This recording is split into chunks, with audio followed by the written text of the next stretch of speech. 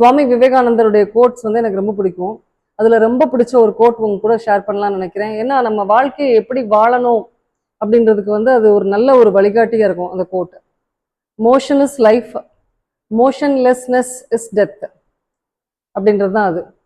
Motion அப்படின்றது வந்து அசைவு, அசைவு என்பதே வாழ்க்கை, அசைவு இன்மை என்பது மரணத்திற்கு சமம் அப்படின்றது அதனுடைய தமிழாக்கம். ஆக்சுவலாக இது வந்து நான் நிறைய இடங்கள்ல ஷேர் பண்ணியிருக்கிறேன். ஆட்டாமிக் ஹேபிட்ஸ் பற்றி நான் என்னோட வீடியோஸ் ஒன்றில் நான் சொல்லியிருந்தேன் ஆல்ரெடி.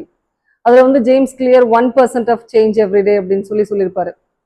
அதே மாதிரி நம்ம வந்து செல்ஃப் இவாலுவேஷன் அப்படின்றது வந்து மனுஷங்களுக்கு ரொம்ப முக்கியமான ஒரு ப்ராசஸ்.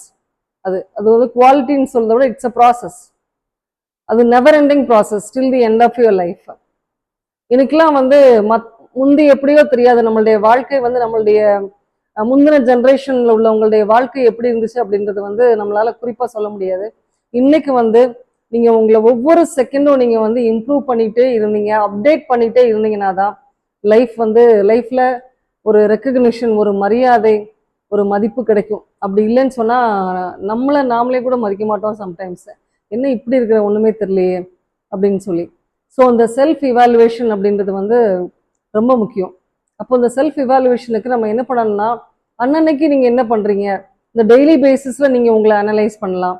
அப்படி இல்லைன்னு சொன்னா வீக்லி பேசிஸ்லயோ, ஒரு பை மந்த்லி பேசிஸ்லயோ, ஒரு 15 டேஸ்க்கு ஒன்ஸோ நீங்க செஞ்ச காரியங்கள் எல்லாம் வந்து நீங்க ரீகால் பண்ணி பார்க்கலாம். எந்தெந்த ஏரியாஸ்ல நீங்க பர்சனலா இம்ப்ரூவ் ஆகணும் அப்படின்னு நீங்க நினைக்கிறீங்களோ அந்த ஏரியாஸ்ல நீங்க இம்ப்ரூவ் ஆகியிருக்கிறீங்களா அப்படின்றத வந்து நீங்க அனலைஸ் பண்ணலாம்.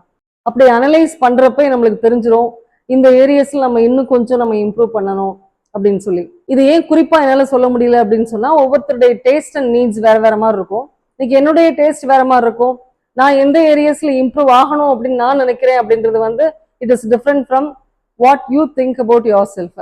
அப்படின்றப்ப அதை நீங்க தான் டிசைட் பண்ணணும். ஸோ இந்த செல்ஃப் இவாலுவேஷன் ப்ராசஸ் வந்து ஒரு கொஸ்டினர் ஃபார்ம்லயோ, இல்லை ஒரு பேராகிராஃப், இல்லை ஒரு எஸ்ஏ ஃபார்மெட்லயோ, இல்லை நீங்க ஒரு பாயிண்ட்ஸ் மாதிரி ஜேர்னலாவோ நீங்க எழுதிக்கிட்டே வந்தீங்க அப்படின்னு சொன்னா ஒரு சர்டன் பாயிண்ட்ல you will be able to identify whether you improved or not.